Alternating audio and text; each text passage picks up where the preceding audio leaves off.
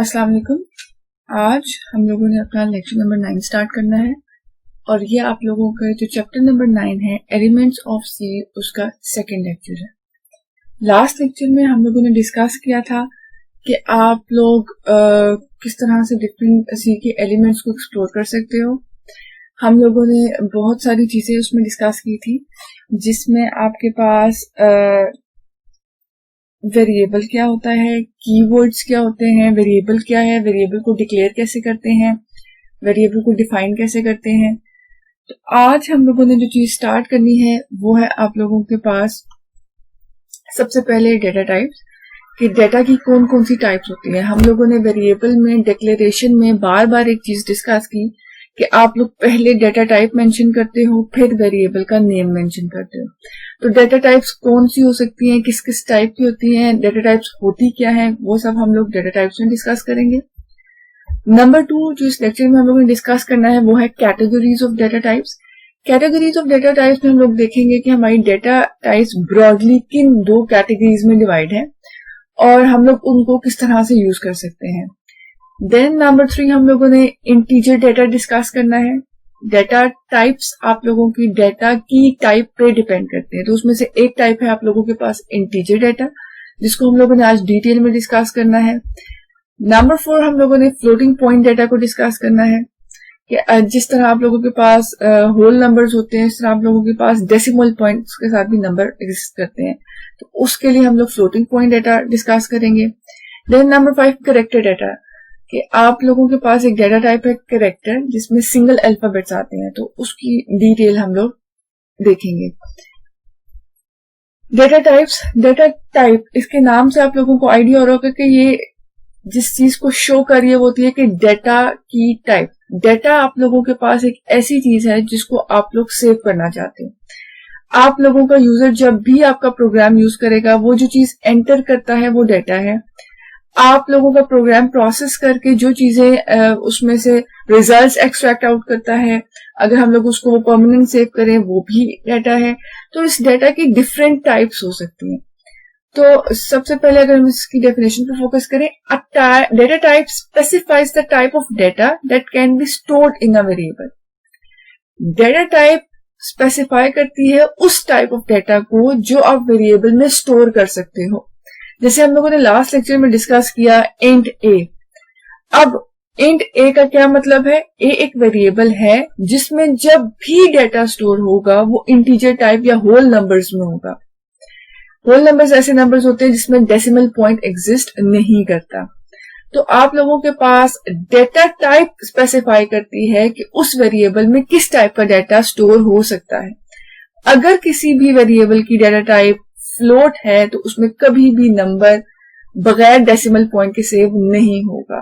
जब भी उसमें कोई नंबर आप लोग एंटर करोगे, जब भी कोई नंबर स्टोर करोगे, उसमें डेसिमल पॉइंट एग्जिस्ट करना चाहिए। Then data type defines set of operations on the data. Data type आप लोगों को एक चीज तो ये बताती है कि जो वेरिएबल है इसमें किस टाइप का डेटा आप लोग स्टोर कर सकते हो।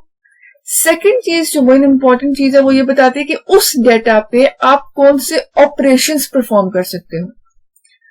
फॉर एग्जाम्पल, आप लोगों ने अपने MS वर्ड या एक्सेल में पढ़ा होगा कि हम लोग डेटा की प्रिसीजन को देखते हैं कि पॉइंट्स के बाद कितने नंबर आ सकते हैं, फॉर एग्जाम्पल।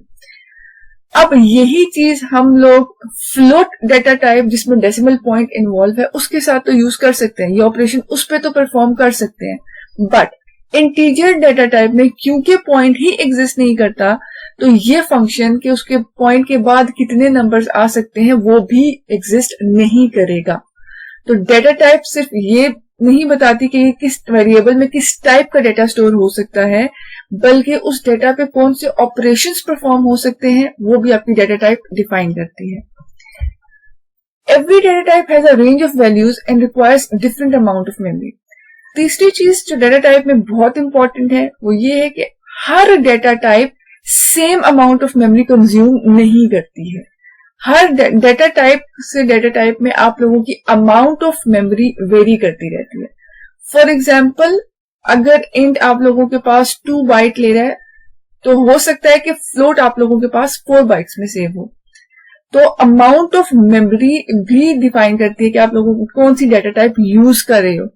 आपको स्टार्ट में वेरिएबल के साथ डेटा टाइप इसलिए बतानी होती है कि जब भी आप लोग वेरिएबल को डिक्लेयर करो तो आप बताते हो कि ये डेटा टाइप है, तो इसका मतलब है ये वेरिएबल मेमोरी इतनी कंज्यूम करेगा। और ये चीज डिसाइड कौन करता है? Data type.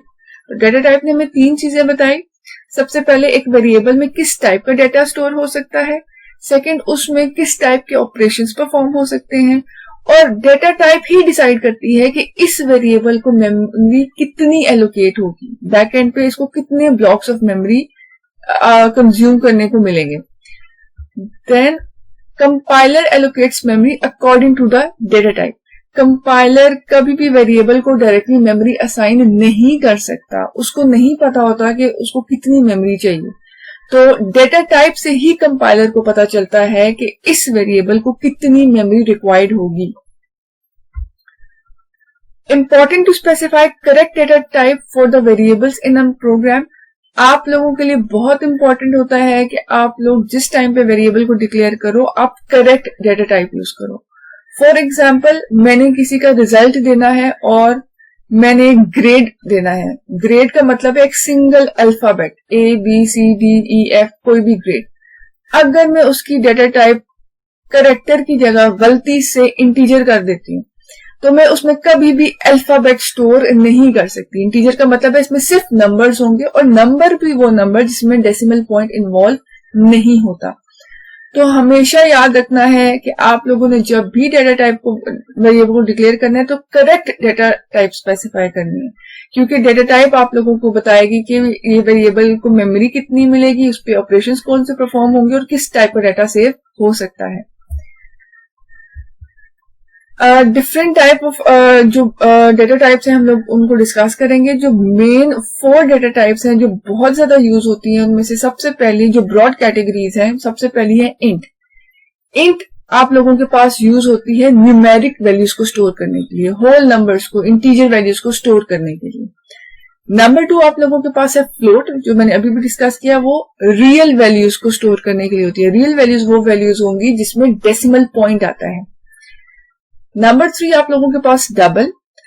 अगर आप लोगों के पास पॉइंट के बाद बहुत बड़ा नंबर आ रहा है तो इस टाइप की वैल्यूज को सेव करने के लिए फ्लोट कम मेमोरी लेता है, तो हम लोग डबल यूज करते हैं। जब हमारे पास बहुत बड़ी वैल्यू आ जाती है तो हम लोग डबल यूज करते हैं, और ये भी रियल वैल्यूज को ही स्टोर करता है लेकिन ये ज्यादा मेमोरी कंज्यूम करता है एज कंपेयर टू फ्लोट।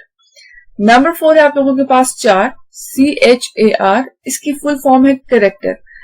सी के कंपाइलर को करेक्टर लिखने से पता नहीं चलता कि इसकी डेटा टाइप क्या है, उसका कीवर्ड है।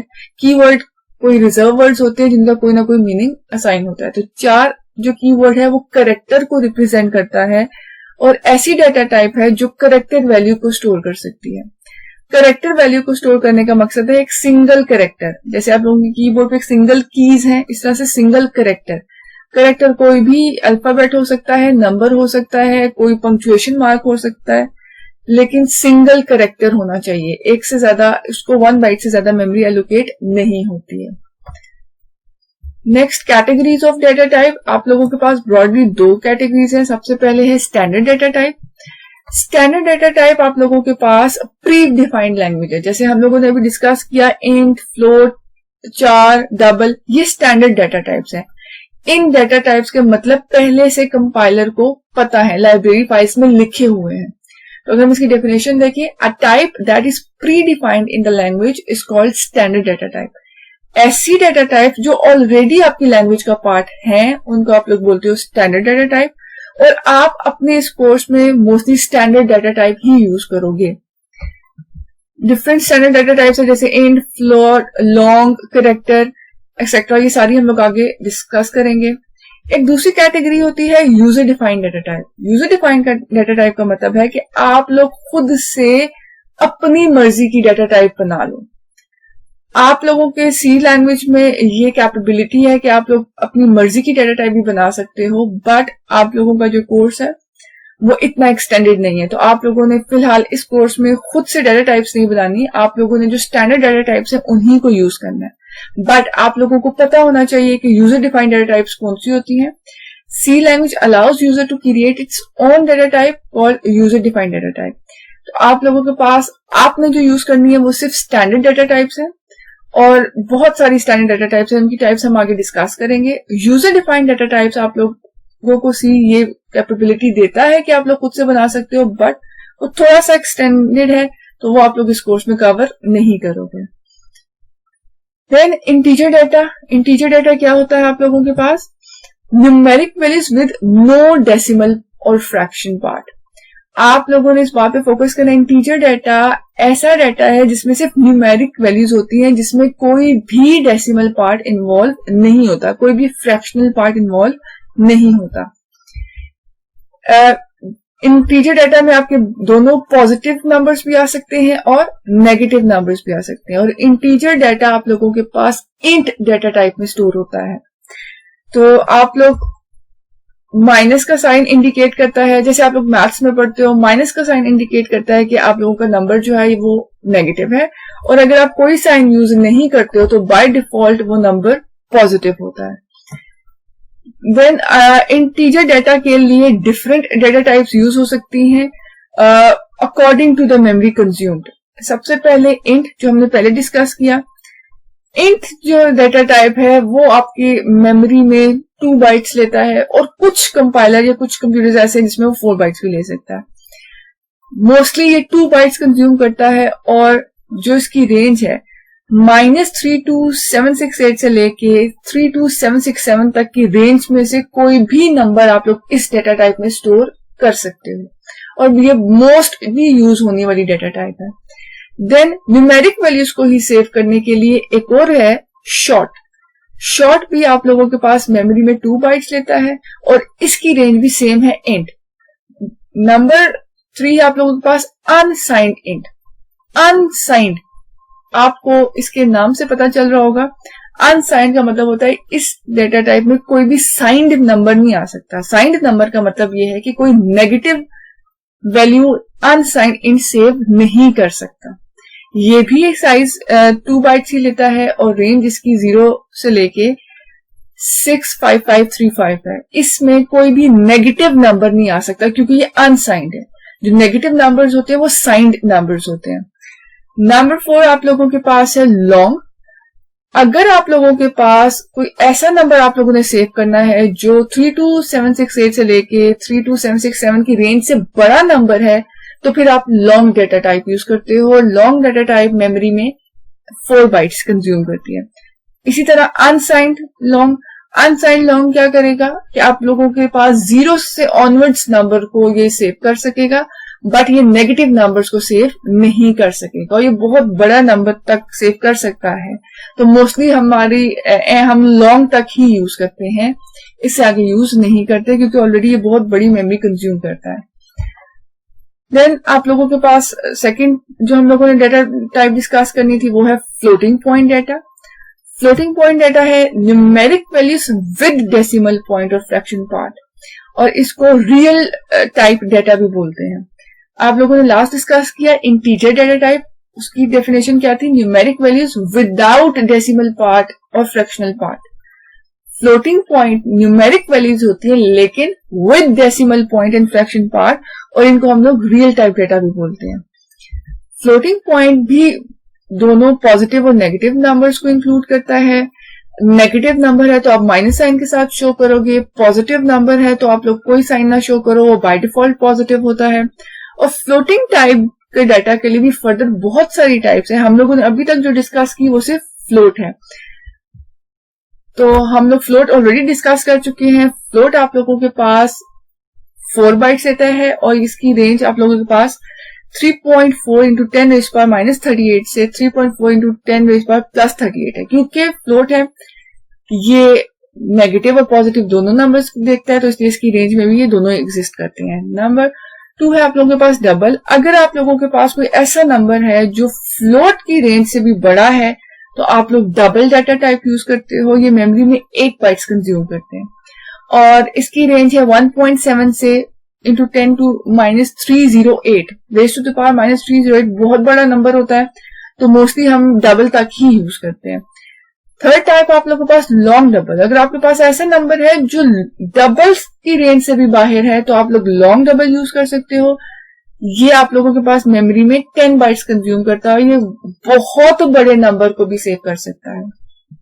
देन आप लोगों के पास फ्लोटिंग पॉइंट में दो टाइप के प्रॉब्लम आते हैं, क्योंकि फ्लोटिंग पॉइंट के बाद के बहुत सारे नंबर्स इन्वॉल्व होते हैं, तो दो टाइप के प्रॉब्लम एग्जिस्ट कर सकते हैं। और दूसरी डेटा टाइप में भी या डेटा टाइप की मेमोरी के अकॉर्डिंग दो टाइप के हमारे पास प्रॉब्लम आते हैं, ओवरफ्लो एंड अंडरफ्लो। ओवरफ्लो आपके पास क्या occurs when the value assigned to a variable is more than the maximum possible number। Overflow condition तब आती है जब आपकी हर डेटा टाइप की कोई ना कोई रेंज है, वो मिनिमम ये नंबर स्टोर कर सकता है, वो मैक्सिमम ये नंबर स्टोर कर सकता है। अगर आप लोगों के पास आप किसी वेरिएबल में एक ऐसा नंबर स्टोर करो जो उसकी डेटा टाइप की मैक्सिमम रेंज से भी बड़ा है, फॉर एग्जाम्पल मैं फ्लोट की रेंज से भी बड़ा नंबर उसमें स्टोर कर दूं या इंटीजर की रेंज से भी बड़ा नंबर स्टोर कर दूं, तो वो मेरे पास होती है ओवरफ्लो कंडीशन। अंडरफ्लो कंडीशन का मतलब है कि आप लोगों के पास ऐसी वैल्यू, आप लोग किसी वेरिएबल को असाइन कर दो, ऐसी वैल्यू दे दो जो उसकी डेटा टाइप की रेंज से छोटी है, उसकी मिनिमम साइज से भी छोटी है। फॉर एग्जाम्पल हम लोगों ने आपके पास यहाँ पे इंटीजर डेटा टाइप डिस्कस की थी, तो उसमें हमारे पास क्या था कि आपके पास इंटीजर डेटा टाइप स्टोर कर सकता है -32768 से लेके 32767 तक। अब अगर मैं कोई ऐसा नंबर स्टोर कर दूं जो 32767 से बड़ा हो तो वो ओवरफ्लो कंडीशन होगी, और अगर मैं इंटीजर डेटा टाइप में कोई ऐसा नंबर स्टोर कर दूं जो -32768 से भी छोटा हो तो उसको हम लोग बोलेंगे अंडरफ्लो कंडीशन। देन आप लोगों के पास डिफरेंट प्रॉब्लम्स आते हैं आपके फ्लोटिंग पॉइंट नंबर्स में। नंबर 1 है कैंसिलेशन एरर। एट टाइम्स आप लोगों के पास रिजल्ट जो है वो इतना ज्यादा छोटा होता है कि वो कैंसिल आउट ही हो जाता है। फॉर अगर हम इसको डिटेल में डिस्कस करें, occurs due to manipulation of very large और very small floating point numbers। Cancellation error कब आता है? जब आप लोगों बहुत बड़े नंबर पे या बहुत छोटे नंबर पे काम कर रहे हो। मैनिपुलेशन में शो अनएक्सपेक्टेड रिजल्ट। जब भी आप लोग कोई प्रोसेसिंग करोगे तो कभी कभार रिजल्ट कैंसिलेशन एरर की वजह से बहुत डिफरेंट आते हैं, आप लोगों ने जो एक्सपेक्ट नहीं किए होते। द लार्जर नंबर में cancel out the smaller number with when both are added. अगर मेरे पास दो नंबर्स को मैंने ऐड करना है और एक बहुत बड़ा नंबर और एक बहुत छोटा है 0.00001, तो आप लोग जब इस बहुत बड़े नंबर में बहुत छोटा सा नंबर ऐड करोगे तो आपका ओवरऑल रिजल्ट चेंज ही नहीं होता, कभी कभार वो उसका इफेक्ट कैंसिल आउट हो जाता है। तो इस चीज को आप लोग बोलते हो कैंसिलेशन एरर। नंबर 2 आप लोगों के पास होता है arithmetic underflow. occurs when arithmetic calculation is performed on two very small numbers। Underflow इसका मतलब है बहुत छोटे दो नंबर्स पे अगर हम लोग कोई भी अर्थमेटिक कैलकुलेशन अप्लाई करें, प्लस माइनस मल्टीप्लीकेशन डिवीजन कुछ भी अप्लाई करें बहुत छोटे नंबर्स पे, तो रिजल्ट कभी कभार इतना छोटा होता है कि वो आप लोगों को नजर ही नहीं आता। कभी कभार इतना छोटा होगा कि आपको 0 नजर आएगा, इतना माइनर चेंज आता है। अर्थमेटिक ओवरफ्लो अगर करता है जब आप अर्थमेटिक कैलकुलेशन अप्लाई करते हो बहुत बड़े नंबर्स में। जब आप बहुत बड़े नंबर्स में करते हो तो आप लोगों के पास कभी कभार रिजल्ट कैलकुलेशन का इतना बड़ा आ जाता है जो आपकी डेटा टाइप की रेंज से बाहर चला जाता है, तो इसको आप लोग बोलते हो अर्थमेटिक ओवरफ्लो। अभी तक हम लोगों ने 3 चीजें डिस्कस की जो फ्लोटिंग पॉइंट में प्रॉब्लम थी। Number 1 cancellation. इसकी एग्जांपल हमने क्या देखी कि अगर हम बहुत बड़े नंबर के अंदर बहुत छोटा सा नंबर ऐड कर दे तो हमें रिजल्ट नजर ही नहीं आएगा, तो उसका इफेक्ट कैंसिल आउट हो जाता है। नंबर 2 हमने डिस्कस किया अर्थमेटिक अंडरफ्लो।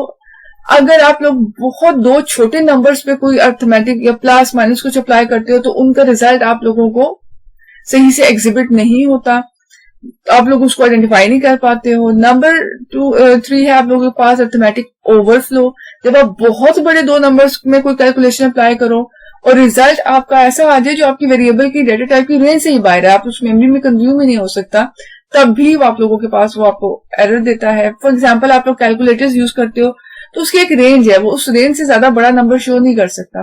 तो अगर आप कुछ ऐसा अप्लाई कर दो कि वो बहुत बड़ा नंबर आ जाए तो वो एरर देता है, वो आपको कभी भी वो वैल्यू शो नहीं कर पाता। देन हमारे पास जो तीसरी मेन टाइप है वो है character data type. Character data type is used to store character value. मैंने आपको पहले भी इस लेक्चर के स्टार्ट में बताया कि करेक्टर, और इसको मैं करेक्टर बोल रही हूँ, उसका कीवर्ड है 4। आप प्रोग्राम में कभी भी करेक्टर डाटा टाइप के लिए करेक्टर का वर्ड कंप्लीट नहीं लिखोगे, आप CHAR लिखोगे। एक ऐसी डाटा टाइप है जो करेक्टर वैल्यू को स्टोर करने के लिए यूज होती है। करेक्टर वैल्यू को स्टोर करने का ये मतलब नहीं है कि उसमें सिर्फ अल्फाबेट्स ही आ सकते हैं। करेक्टर वैल्यू का मतलब है उसमें कोई डिजिट भी आ सकता है, कोई अल्फाबेट भी आ सकता है, कोई पंक्चुएशन मार्क आ सकता है, कुछ भी आ सकता है। इसमें मेन इंपॉर्टेंट चीज ये है कि जब हम लोग अल्फाबेट लिखेंगे तो वो भी करेक्टर ट्रीट होगा। अगर हम नंबर लिखेंगे ना 2, तो वो एज 2 या रियल नंबर या न्यूमेरिक वैल्यू ट्रीट नहीं होगा, वो एज करेक्टर ट्रीट होगा। नंबर 3 पंक्चुएशन मार्क जो मैंने डिस्कस किया। सबसे पहले करेक्टर डाटा टाइप आप लोगों के पास मेमोरी में सिर्फ 1 बाइट लेती है, 1 बाइट से ज्यादा कंज्यूम नहीं करती, तो इसमें सिंगल अल्फाबेट या सिंगल करेक्टर ही आ सकता है। It is used to represent letter, numbers and punctuation marks and a few other symbols। जो मैंने अभी चीज डिस्कस की कि ये यूज होती है, सिर्फ आप लोगों के माइंड में ये नहीं आना चाहिए कि करेक्टर डाटा टाइप में सिर्फ और सिर्फ अल्फाबेट आ सकते हैं। उसमें कोई ना कोई लेटर, नंबर, पंक्चुएशन मार्क कुछ भी आ सकता है, लेकिन वो सिंगल होना चाहिए। Character values are normally given in single quote. जब भी प्रोग्राम में आपने कोई ना कोई किसी वेरिएबल को करेक्टर वैल्यू देनी होगी, इक्वल्स टू के बाद कोई भी करेक्टर वैल्यू आएगी, तो आप लोगों ने उसको सिंगल कोट्स में लिखना है। जैसे ही आप 5 को सिंगल कोट्स में लिखोगे, आपका कंपाइलर समझ जाएगा कि 5 अब एक नंबर नहीं है, ये एक करेक्टर है, और 5 के पीछे कोई ना कोई कोड होता है कंप्यूटर में, इसका कोई ना कोई मतलब है। वो कोड जाके वो वहां पे आइडेंटिफाई करेगा और उस पर ऑपरेशन परफॉर्म करेगा, उसको वो एज 5 ट्रीट नहीं करेगा। Then character values can be added, subtracted and compared like numbers। तो character values को भी आप लोग ऐड भी कर सकते हो, सब्ट्रैक्ट भी कर सकते हो, कोई भी ऑपरेशन परफॉर्म कर सकते हो। फॉर एग्जाम्पल मैं 5+2 अगर अप्लाई करूं करेक्टर डाटा टाइप के साथ, तो 5+2 7 आंसर नहीं होगा, ये नंबर्स में या इंटीजर डाटा टाइप के साथ आंसर होगा। बैकएंड पे आप लोगों का प्रोग्राम देखेगा 5 का पीछे कोड क्या है, फिर 2 के पीछे कोड क्या है, वो इन कोड्स को ऐड करके आंसर देगा। वो कभी भी 5 और 2 को डायरेक्टली ऐड करके आंसर नहीं करेगा। देन अगर हम इसका प्रोग्राम देखें, सबसे पहले प्रोग्राम को मैं बार बार रिपीट कर रही हूँ और आप लोगों ने इसमें फोकस करना है कि आप लोगों ने प्रोग्राम लिखना कैसे है। सबसे पहले हम लोगों ने हैश इंक्लूड लिखा, ये एक प्रीप्रोसेसर डायरेक्टिव है। देन हम लोगों ने एंगुलर ब्रैकेट्स में stdio.h लिखा, ये आपके पास लाइब्रेरी फाइल है। देन हमने एक और लाइब्रेरी फाइल, ये स्टैंडर्ड इनपुट आउटपुट के लिए थी, अब एक और लाइब्रेरी फाइल है, वो है आपके पास हैश इंक्लूड प्रीप्रोसेसर डायरेक्टिव आ गया, और एंगुलर ब्रैकेट के अंदर .h के साथ क्या होती है, हेडर फाइल। तो कौन ही हेडर फाइल हम लोगों ने लिखी। फिर हमारे प्रोग्राम में एक मेन फंक्शन होना चाहिए, हम लोगों ने मेन फंक्शन लिखा। फिर आप लोगों के पास ओपनिंग ब्रैकेट होती है। फिर आप लोगों ने जो भी प्रोग्राम करना होता है, जो भी काम आप करवाना चाहते हो, आप इन ब्रैकेट्स में लिखते हो।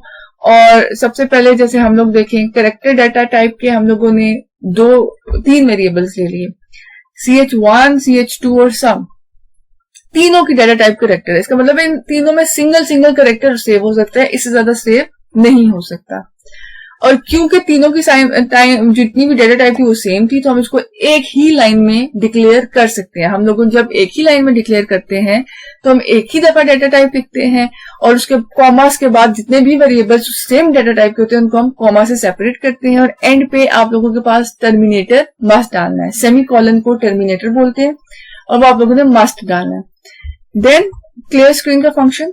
क्लियर स्क्रीन का फंक्शन जैसे हम लोगों ने टर्बो सी के जो प्रोग्राम अटेम्प्ट किया था उसमें हमने देखा था कि जब हम प्रोग्राम लिखते हैं या हम जितनी दफा भी कोई मिस्टेक होगी हमें बार बार एग्जीक्यूट करना पड़ता है, तो वो आपके पिछले आउटपुट को भी साथ साथ कंबाइन करता रहता है। तो इसलिए हम लोग क्लियर स्क्रीन का फंक्शन यूज करते हैं ताकि हम जो प्रोग्राम इस टाइम पे रन करें सिर्फ उसी का आउटपुट देखें, उससे पिछले जितनी मर्जी दफा हमने रन किया वो हमें नजर नहीं आना चाहिए। पहले स्क्रीन क्लियर हो जाए, उसके बाद इस प्रोग्राम का आउटपुट शो हो। Then ch is equals to 1 is equals to 2। अब मैंने ये 2 सेव कर दिया, तो 2 सेव करने का क्या मतलब है, यहाँ पे 2 अब एक नंबर नहीं है। ये आप लोगों ने याद रखना है, जो 2 है वो अब आप लोगों के पास एक नंबर नहीं है, ये क्योंकि CH1 की डेटा टाइप करेक्टर थी तो 2 करेक्टर है, और अगर 2 करेक्टर है तो हम लोगों ने उसको सिंगल कोट्स में लिखना है। देन आप लोगों के पास आता है 6, क्योंकि CH2 भी एक करेक्टर है, और अगर हम इसमें 6 स्टोर करें तो 6 हम नंबर की तरह नहीं, करेक्टर की तरह सिंगल कोट्स में स्टोर करेंगे। देन सम भी एक करेक्टर है, इसका मतलब है 2 करेक्टर्स को ऐड करो तो एक तीसरा करेक्टर हम लोग दे सकते हैं। तो CH1 और CH2 का मतलब ये नहीं है कि 2 + 6 करें और आंसर 8 आ जाए, ऐसा नहीं है। आप लोगों के पास बैकएंड पे ASCII कोड होते हैं। ASCII कोड के जितने भी कीज होती हैं आपके कीबोर्ड में, उन सब का कोई ना कोई पीछे कोड वर्ड होता है, वो आप लोगों के उस ASCII कोड के चार्ट में प्रेजेंट होता है। तो फॉर एग्जांपल आप लोगों के पास जैसे CH1 में हमने 2 स्टोर किया, तो 2 आपके लोगों के पास बैकएंड पे इसका कोड है 50, और 6 आप लोगों के पास जो नंबर है इसका कोड है 54। तो अब जब ये ऐड होंगे और सम में जो चीज स्टोर होगी वो क्या होगी, वो 8 नहीं होगी, वो होगी 104। फिर हम लोगों ने नेक्स्ट लाइन लिखी प्रिंट एफ, और प्रिंट एफ में जो भी इन्वर्टेड कॉमास में लिखो आपके पास एज इट इज आ जाता है। अब हम लोगों ने इन्वर्टेड कॉमास में लिखा sum is equal to %d। अब जब आउटपुट आएगा तो ये %d नजर नहीं आएगा। %d का मतलब है कि इस जगह पे हम लोगों ने कोई नंबर शो करना है। अगर इंटीजर नंबर शो करना है तो %d यूज करोगे, अगर फ्लोटिंग पॉइंट है तो %f, अगर करेक्टर शो करना चाहते हो तो %c यूज करोगे। तो अब आपके पास जब आउटपुट लिखा आएगा तो इस printf स्टेटमेंट का क्या मतलब है, सम इज इक्वल टू जो भी सम में नंबर है वो लिखा आ जाए। और इसको कैसे पता चलेगा कि जो नंबर है वो सम से ही लेना है, कॉमा के बाद हम लोगों ने यहाँ पे क्या लिखा हुआ है, सम। तो जब कॉमा के बाद जो भी वेरिएबल होगा उसका नंबर यहाँ पे हमारे पास लिखा हुआ आ जाएगा। और सम पे हमारे पास अभी हमने कैलकुलेट किया, 2 का क्या मतलब है 50, 6 का क्या मतलब है 54, तो 104 सम में था। इसका मतलब है आउटपुट क्या आना चाहिए, सम इज इक्वल टू 10, इस डी की जगह क्या आ जाएगा 104।